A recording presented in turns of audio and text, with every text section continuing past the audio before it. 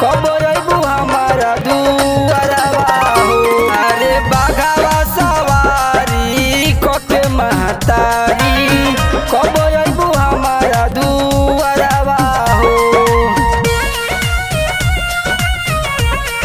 प्रेम से बोलो थावे वाली मैया की। म्यूजिक बाय अनुभव शिवा।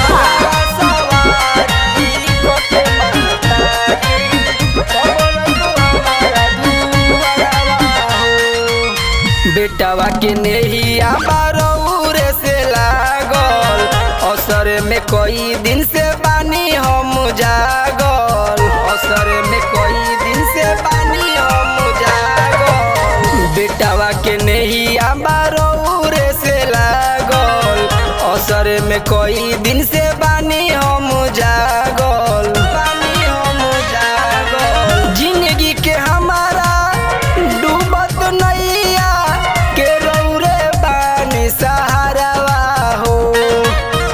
जिंदगी के हमारा डूबत नैया के रौरे बानी सहारावा हो।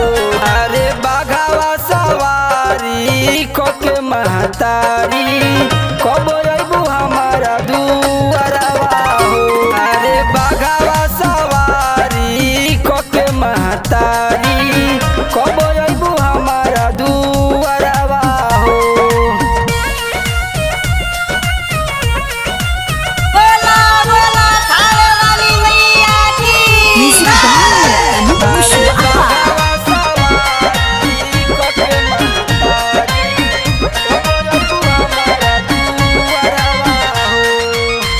बीचे अंगना वाला सनावा लगवनी करे खाती पाठ घर पे बभनु बोलवनी।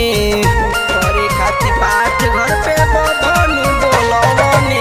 बीचे अंगना वाला सनावा लगवनी करे खाती पाठ घर पे बभनु बोलवनी। मासूम कवि नवनीत जितेंद्र हाथ जोड़ी करेला गोहरवा हो। मासूम कवि नवनीत जितेंद्र हाथ जोड़ी करेला गोहरवा हो। अरे बाघावा सवारी कके महतारी कब अइबू हमारा दुआरवा हो। अरे बाघावा सवारी कके महतारी